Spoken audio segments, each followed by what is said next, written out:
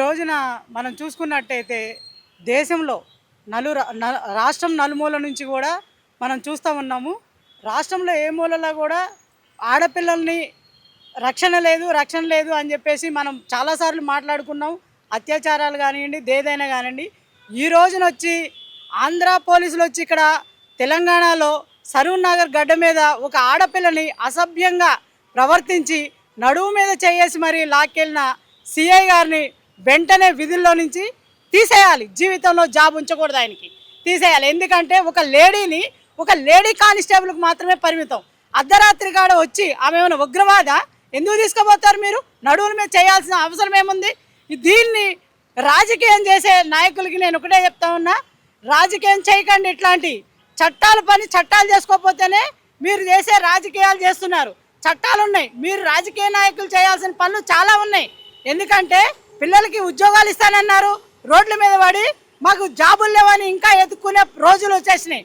అవన్నీ కూడా మీరు ఆలోచన చేయాలి. ప్రతి ఒక్కళ్ళు ఎవరైనా సరే స్త్రీ మీద వచ్చి చెయ్యి వేసినట్టయితే వాడి చెయ్యి వెంటనే నరకాలి. నరికితేనే ఇంకొకడు వేరే స్త్రీ మీద ముందుకు రాకుండా ఉంటాడు. ఇట్లాంటి పనులు చేసిన ప్రతి ఒక్కరికి ఇవాళ హైదరాబాద్ పోలీసులు ఆంధ్ర పోలీసులకి సహకరించారంటే వీళ్ళు దద్దమ్మలా అని నేను అడుగుతా ఉన్నా. మేము కట్టే ఏమంటారు పన్నుల మీద మీరు బతుకుతున్నారు. మీరు మాకు పోలీసులు అయి ఉండొచ్చు, కానీ మీరు రక్షణ భటులు, భక్షక భటులు కాదు మీరు. ఎందుకంటే స్త్రీలను రక్షించే వ్యవహారం ఆ బాధ్యత మీ దగ్గర ఉంది. అది మానేసి మీరు స్త్రీలని అసభ్యంగా ఎక్కడంటే అక్కడ రోడ్డు మీద తెలివి లేనోడు చేసినట్టు మీరు చేస్తున్నారంటే ఒక కాకి షర్టుకే అవమానం. అది వెంటనే ఎవరైతే స్త్రీలని అసభ్యంగా ప్రవర్తిస్తున్నారో వాళ్ళ చేయి నరకండి, అంతే.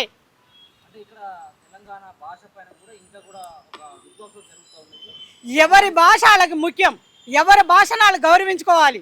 ఆంధ్ర నుంచే వచ్చిన వారు ఆంధ్ర భాషను గౌరవిస్తారు, తెలంగాణలో ఉన్నవాళ్ళు తెలంగాణలో గౌరవించుకుంటారు. అట్లాగే గుజరాత్, మహారాష్ట్ర, కర్ణాటక, నాందేడ్ ఇట్లా రకరకాల భాషలు ఏ ప్రదేశంలో ఉన్నవాళ్ళు వాళ్ళ భాష వాళ్ళకు ఉంటుంది.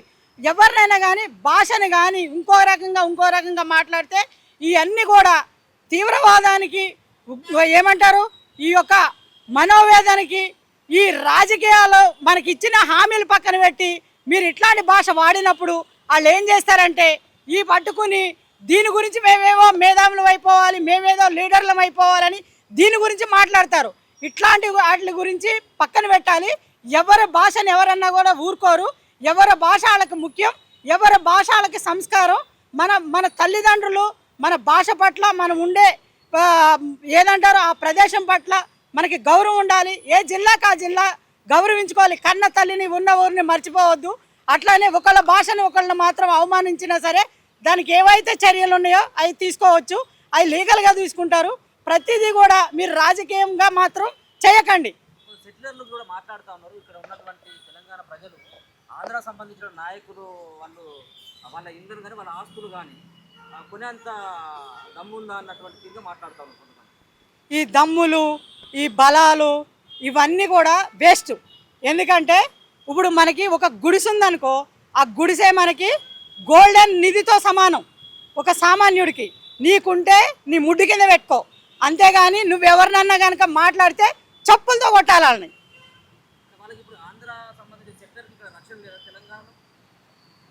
ఆంధ్ర వాళ్ళకి సంబంధించిన రక్షణ లేదంటే మనందరికీ సగం ఇప్పుడు ఏమంటారు, తెలంగాణ నుంచి పండగలు వస్తే ఒక సంక్రాంతికి కానివ్వండి దేనికైనా సగం మంది వెళ్ళిపోతున్నామంటే ఎందుకు? ఆంధ్ర సగం ఖాళీ అవుతుందని చెప్పేసి అనుకుంటున్నారు కదా.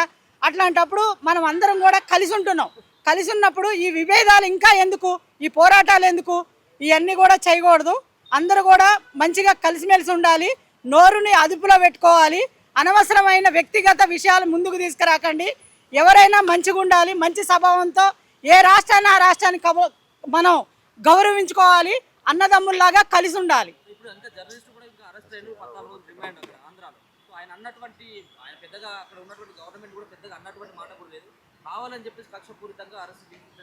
వీళ్ళేమి ఉగ్రవాదులు కాదు, ఇంకా వేరే ఏం కాదు.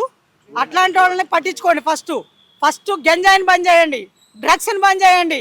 అర్థమైందా? మీరు ఇచ్చిన హామీలు నిలబెట్టండి. అప్పుడే మన స్వచ్ఛందంగా మనకి భారతదేశం వచ్చినట్టు. ఇప్పుడు మన పిల్లలు వెళ్ళి అమెరికాలో ఉంటున్నారు.